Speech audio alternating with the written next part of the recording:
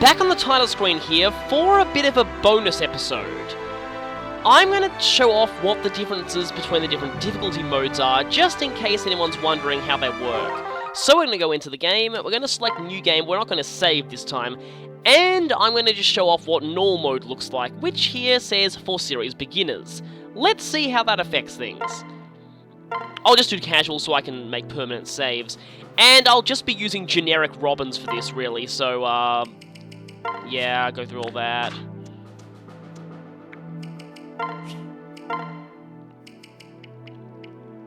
But I'll just put in that. And thankfully you can proceed without saving, so I'm going to show something in the premonition here, but first we'll just skip all the cutscenes. This is it. So, you will notice here the first major difference about Normal Mode. You have tutorials appearing on the bottom screen automatically, and you'll be told when they're appearing. They're actually not that obtrusive because they'll only ever appear on the bottom screen, and they'll never actually interrupt the action on the top screen. But down the bottom screen, we'll see that you can open the menu by pressing the A button on an empty tile, and you can just use the touchscreen to close these.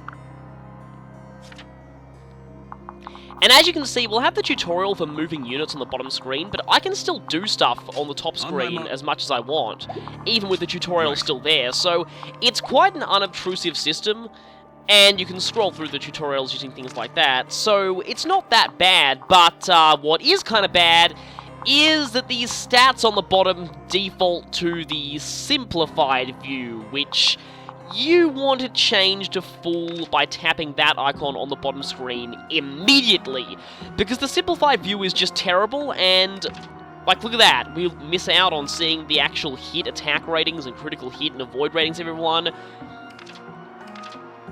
and their actual stats. Even for new players, I would not recommend ever using the simplified stat view, because it's kind of easy to figure out what the stats do overall, but one thing also that's somewhat interesting about this, notice that I can't do that. Yeah, we don't actually have access to the pair-up system in Normal Mode. Or do we?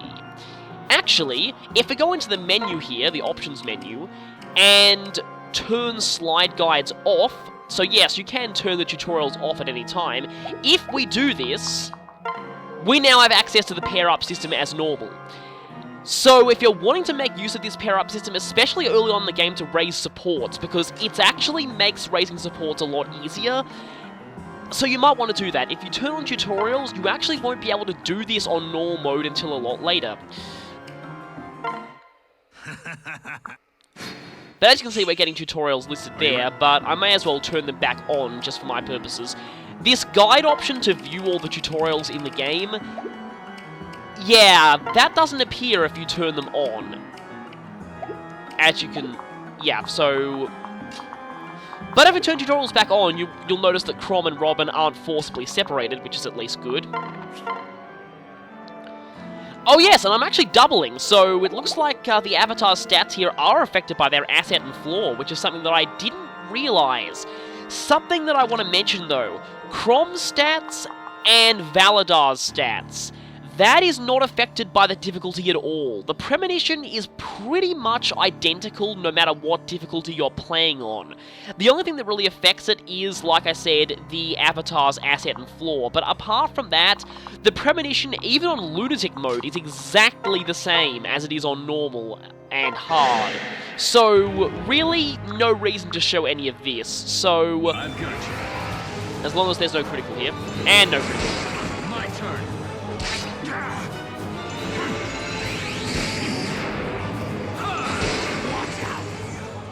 Well, we didn't get a critical, but we got pretty much the best possible situation that wasn't one. We had a dual strike there, and double attacking, taking Valadar down in one round. But, yeah, I'll just skip everything else and see you for the first chapter. I mean the prologue, whatever. So we're back for the normal mode version of the prologue. So, thought these generic bandits were pretty incompetent before? Oh boy, you ain't seen nothing yet. Let's just skip that. You can skip anything, any text by pressing start, by the way. Shall we then? You can also skip turns by pressing start, but I would not recommend that because someone could die while you're not watching. Speaking of people dying, we have the losing units tutorial on the bottom screen, which basically explains everything about that, and talks about if you lose Chrom or the Avatar, you get an immediate game over. Also talks about the difference between casual and classic mode. Now, let's just close that so we can actually look at the enemy stats. Now, as you can see, their stats are pretty low overall. You'll also notice there are far less enemies than they were on hard mode. There's still one mage here, but you might have remembered from my hard mode run, there was another mage and another Myrmidon up here, so they've removed quite a lot of enemies from this. And something else to notice immediately about the enemies, none of them have any skills.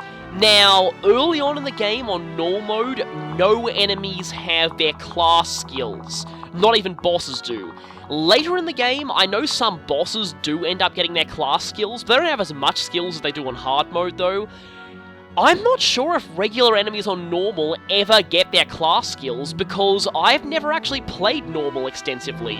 This is actually the first I've ever done of normal, really. This and practice runs for recording this.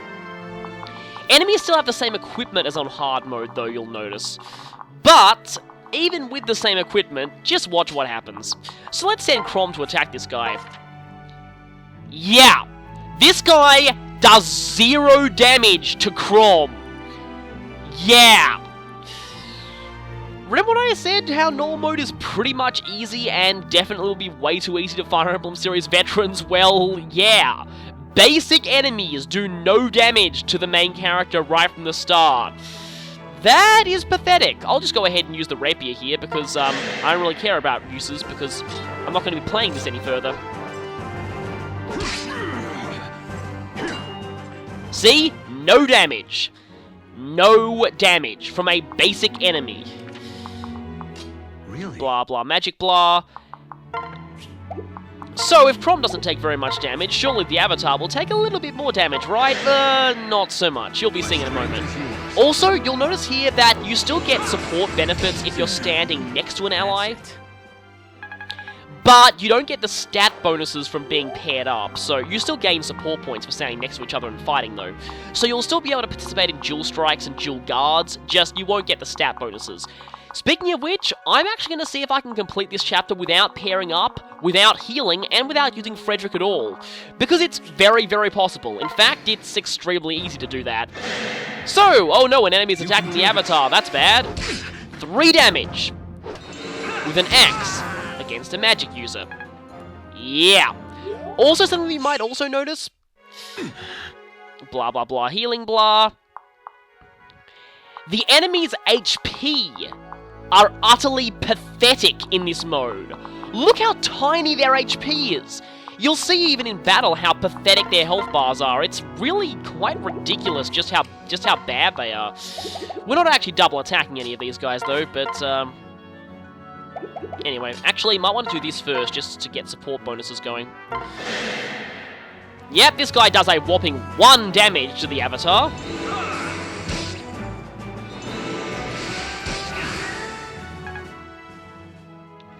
Something I might as well show here, also, you can fast forward combats by holding down the A button. Right. So that's if you want things to go a bit faster. If you want things to go faster entirely, you can turn off battle animations completely. You're all right. Or you can just skip combats by pressing start if you know that nothing major is going to happen. Are you ready? Blah blah blah, skipping blah.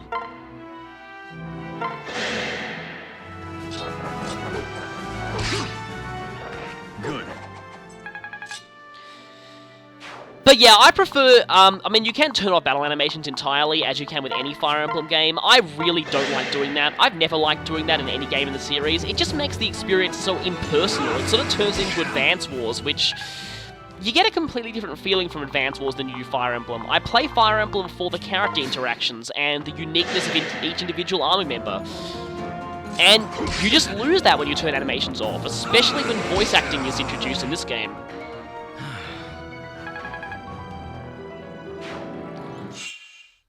Listen. Yeah, blah, blah, blah. Want Want to see what this tutorial is going to give us. Oh yeah, support actions, okay. Anyway, though, it's already down to the boss. Yeah, that was quick. And I can pretty much just rush straight into the boss, because he's pretty simple on normal mode, as you can see.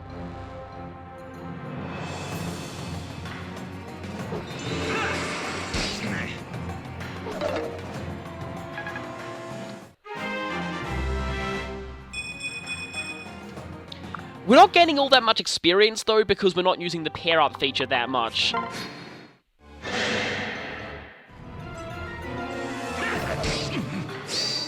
Here's how it's done. Well, okay, then. Normally I complain about Chrom missing out on experience, but I don't care, because I'm not going to continue this file.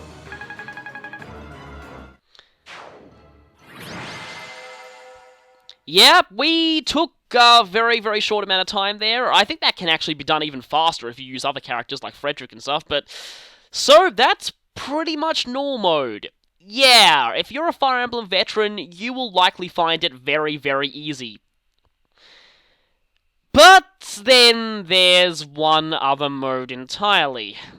And I'm really not looking forward to having to do this, but I'm going to show it off anyway. Now... it's time to play Spot the Loony.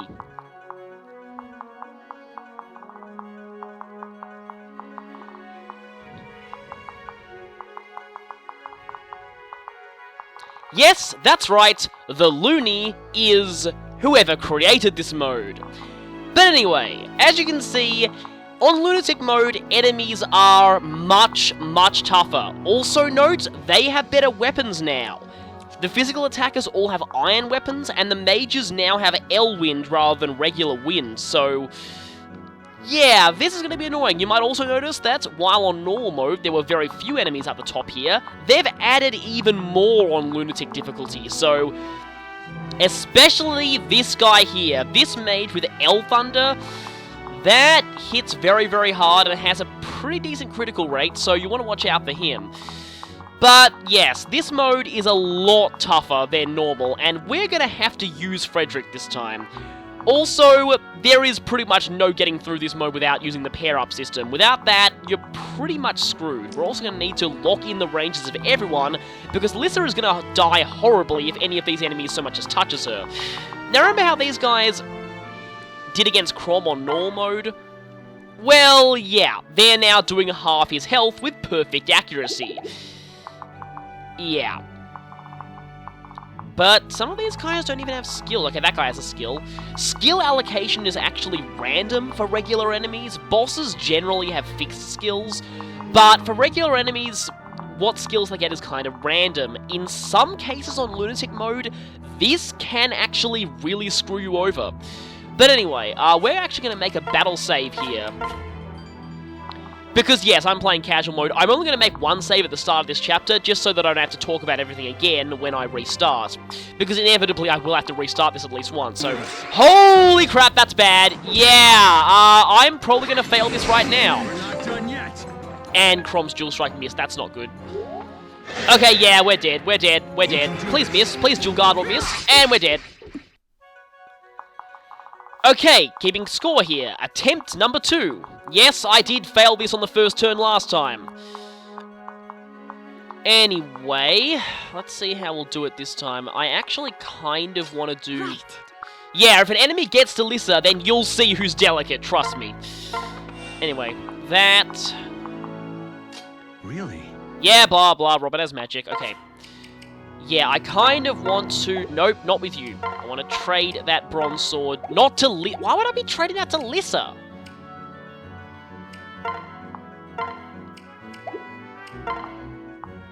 Oh, there we go. We have to press the direction again. Okay. And take Chrom. As you can see there, using the pair-up system kind of allows characters to take a bit more actions than they would normally be able to do. So that's pretty good. Yeah, I kind of want Frederick to go ahead and use that. Just gotta be careful of these guys. Don't want to lure them until we're ready. Frederick kind of... okay, yeah, he has Gamble. Yeah, Frederick kind of needs to be very, very careful here. Notice the massive, massive difference in hit rate between these two weapons, by the way. Using a weapon triangle disadvantage, that guy has 76%. With a weapon triangle advantage, he only has 46%. And that is due to the enemy's weapon rank, something that I didn't realize before. Yeah, all enemies on Lunatic Mode, even from the Prologue, have maxed out weapon ranks. The weapon triangle bonus is actually, dependent on your weapon rank. The bigger your weapon rank, the more of a boost you'll get if you're fighting an enemy with an advantage. So, bear that in mind. Enemies on Lunatic Mode have a much bigger bonus to weapon triangle advantages than normal, so... Yes, everyone is hurt. Our sanity is hurt, but whatever. Gotta be careful here. Because seriously, we actually can't survive a hit from more than one enemy, basically, on this mode. Also, if we do this... Yeah, that's not even enough to kill that guy. Gotta be very, very, very careful here. We're gonna need skill and a lot of luck to get through this. Yeah, stacks on Frederick. That's pretty much the main reason we'll be surviving this. Of course, we don't get any dual strikes because, and unfortunately, Frederick gains absolutely pathetic experience from enemies, but that's kind of just a fact of being pre-promoted. Ouch, yes! Crom loses half his health from one hit. That dual strike was very nice. You actually need to get very lucky with dual strikes to even have a chance on this mode. So, yeah, that is extremely annoying. Well, at least one enemy's dead. Oh, that mage is going to be bad. And this guy is going to kill us horribly if he gets to us. Okay, here's the thing. Watch out for that mage there, because that guy's very, very bad. I could potentially one-shot him with Frederick, but the problem there is... Okay, how much damage does he do to Frederick? Let me just check. 11. Yeah, that is kind of painful. And by kind of painful, I mean excruciatingly painful. See, if I attack that guy, if I do that, only 6 damage, really?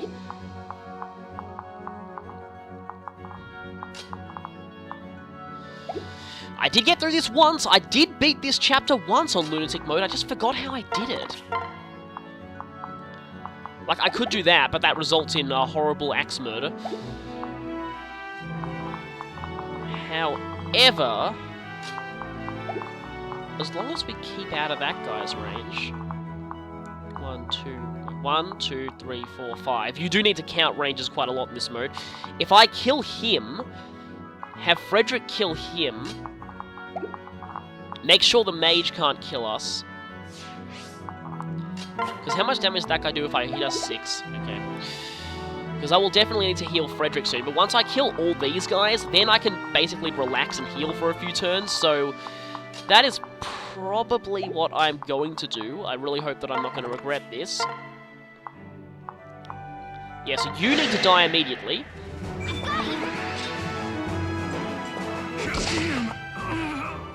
There.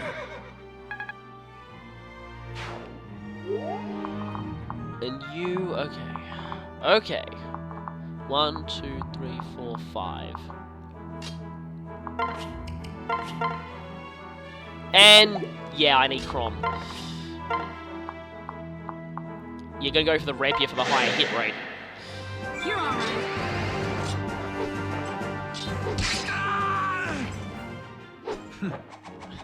Well, if that had missed, that would have been very bad. Okay, yeah, this guy is gonna hit Frederick reasonably hard. Predictable. Predictable AI is pretty much the only thing you can rely on in this mode. As you can see, we've been reduced down to just this mage. But as you can see... would you shut up with the tutorials? That guy's gonna do quite a lot of damage. And my own magic does almost nothing. Also, you might notice that he does pretty severe damage to Robin, who has the best resistance out of all of us, tied with Lissa, so... that is very, very painful. Yeah, I kind of need to kill this guy right now, but honestly... let me think. Yeah, don't want to do that. I want the experience. That's really all that matters. I actually want this extra experience. It's all right. We're not done yet. Okay, I was hoping that would happen. That's at least a tiny bit more experience, but every little bit counts. And of course, I need to kill this guy immediately, otherwise we're all going to die.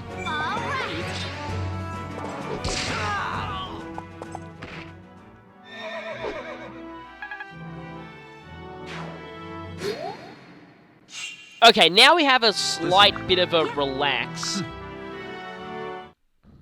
Yeah, we'll need all the courage we can get on this mode, because these guys are extremely annoying.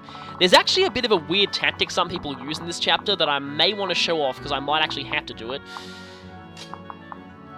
Let's just go ahead and grab the event tile. Oh look, it's a glass weapon that I can't use. That would be really useful if we did have a bow user, but whatever. Yeah, let's separate, and then let's just spend a couple of turns healing. Thank you.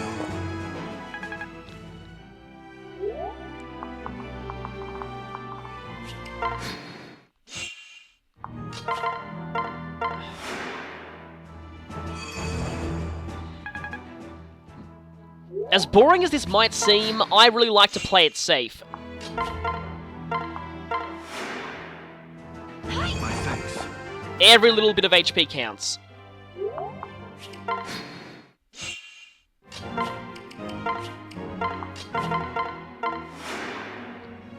I owe you.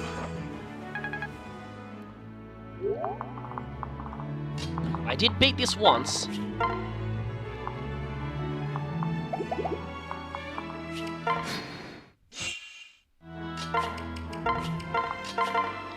All you efficiency players are going to be really hating on me for this, but Thanks.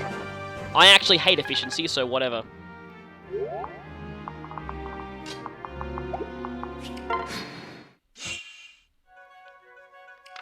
Okay, we're all healed, so now we need to think of the best approach to these guys.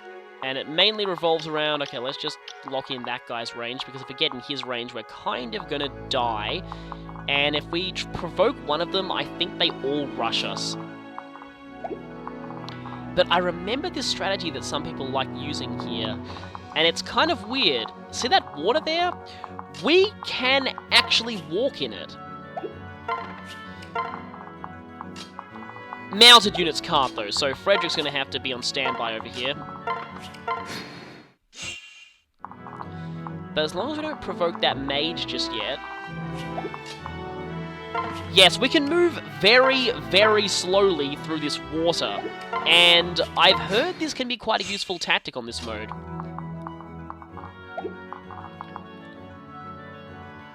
Just gotta be careful of that guy, because he is gonna hit very, very, very hard.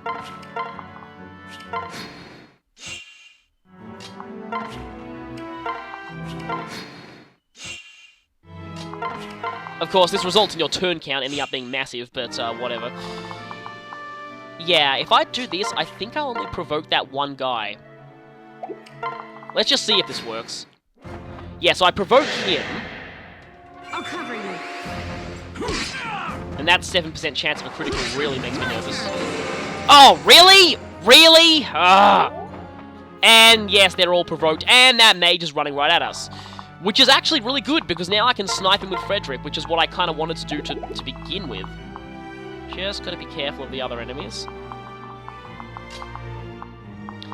Yeah, I sort of always wanted to snipe this guy with Frederick, so that doesn't... And as you can see, this guy has a ludicrously high chance of a critical for this point in the game. But he's now dead.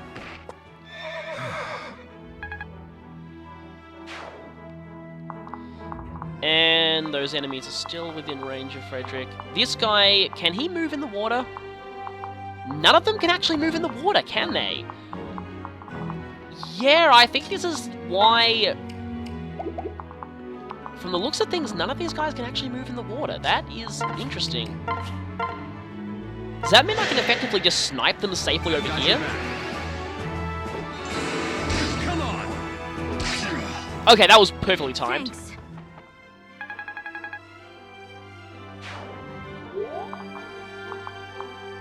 From the looks of things, none of them can go in the water. That is really interesting. Of course, I don't want Frederick to hog all the glory. I mean, he sort of does in Lunatic Mode anyway.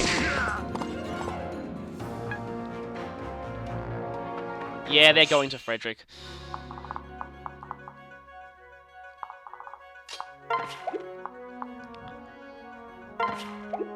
Yeah, it would take forever to... Maybe not so much forever to get back. See if I can move them there. And then Frederick will just attack with his sword against this guy.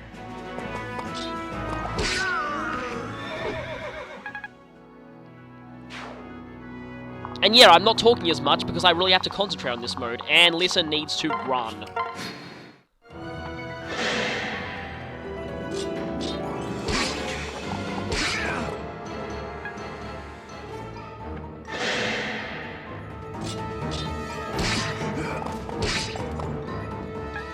Yes, these enemies can actually hurt Frederick, so that's... And I can move these guys all the way back and not kill those guys, because apparently I... the only way I'm going to get a kill on them is to dual strike, so please dual strike, that would be much appreciated, Crom. As one. Of course I didn't get one. Well, I need to kill one of these. A challenge. And maybe get Lissa up here a bit. My strength is yours. Okay, this should be fine. Oh, nice!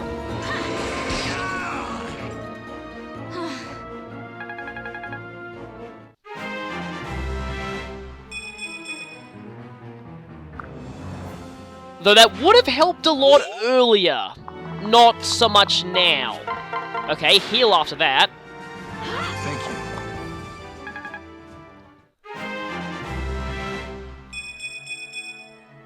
Yeah, Lissa's going to be gaining a lot of experience on Lunatic Mode.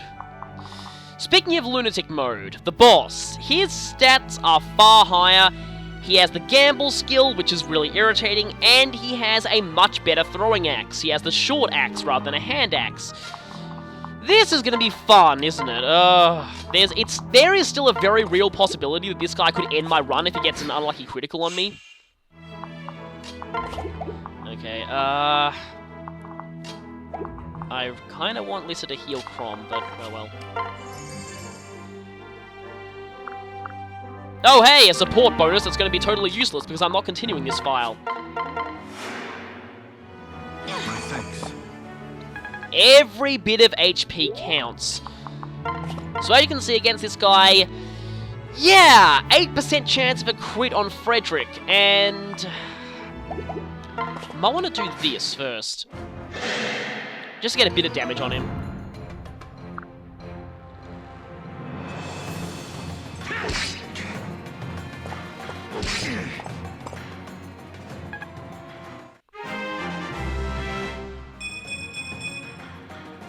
As you can see, Frederick's growths are actually very good, so he's not like most Jagan-type characters in the series. He's actually one of the best. On lower difficulties, though, you don't want him to be getting too much experience. Also, this looks like a fairly stupid idea. I mean, he does only have a 65% chance of hitting, but that critical, that scares me. Well, that and Crom is kind of going to die soon. Wait, 7 times... Okay, if that guy crits, Frederick is dead. That is annoying. That's very annoying. Thank you. Fortunately, though, this guy is not on a healing spot, so at least we have that. 52%, 9% chance of a critical. That still worries me. It still worries me a lot.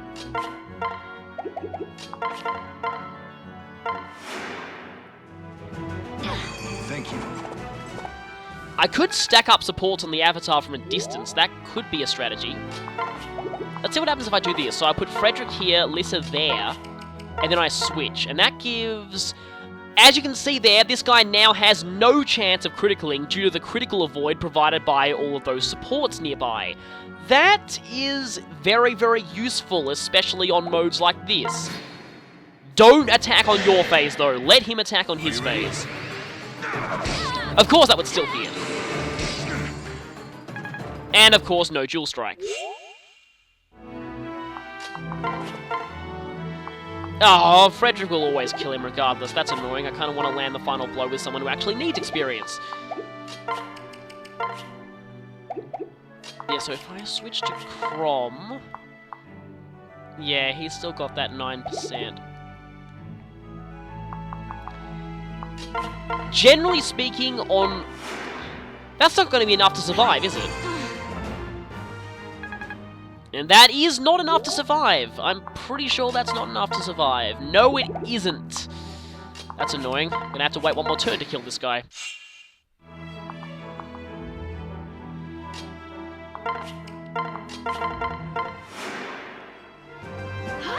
Thanks.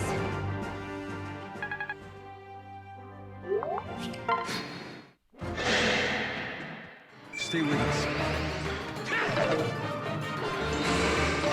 We're not done yet.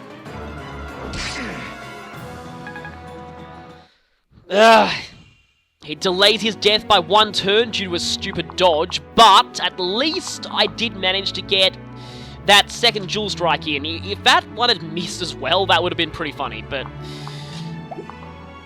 Is anyone even... Okay, Crom is slightly hurt, but... That's annoying because... Yeah, let's just have Crom finish him. Just for the experience. Come on. Come on, critical. That would be an amazing way to end this. Now I'm angry.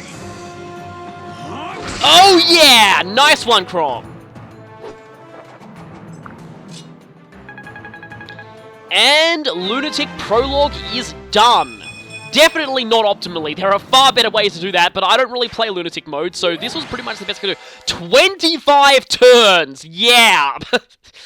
So, this definitely was not the optimal way to beat this level on Lunatic Mode, but I don't really care about being optimal. I just care about simply surviving, and we did. We survived, and that's good enough for me. So yeah, Lunatic Mode, you need to be a lot more careful, and you will die and restart a lot. I'm surprised that it only took me 2 attempts, really. You also need to rely on Frederick a lot. You pretty much can't win this without him. And also, yeah, the water strategy on this one. I had never tried the water strategy before. I didn't realize the enemies can't actually go in the water, but you can. So, as long as you get that one mage out of the way, you can basically just snipe all the enemies from the riverbank, and that's actually a pretty good strategy here. It will probably take even more turns than I did, but it will give you more experience, and you need that desperately on Lunatic Mode early on. Generally speaking, I find that Frederick and the Avatar, you need to keep them very over-leveled to survive early in the game. Once you get past Chapter 4, it's usually not so bad. The difficulty sort of evens out. Also, one more thing to mention about Lunatic Mode that I actually haven't yet is, on Lunatic Mode, you actually get a small experience penalty for attacking the same enemy repeatedly. Now, this won't make sense to anyone who isn't a super hardcore Fire Emblem fan, but if you are, you'll know what that means. They took precautions to prevent boss abuse on Lunatic Mode. Yeah! On Lunatic Plus, you flat out gain 1 less experience point every time you attack the same enemy, until you gain 0 from damaging them, so... Yeah, no boss abuse. You gotta gain experience the hard way. Anyway though, that was a quick look at the difficulty levels, and I'll see you next time for the rest of the real playthrough. See you then!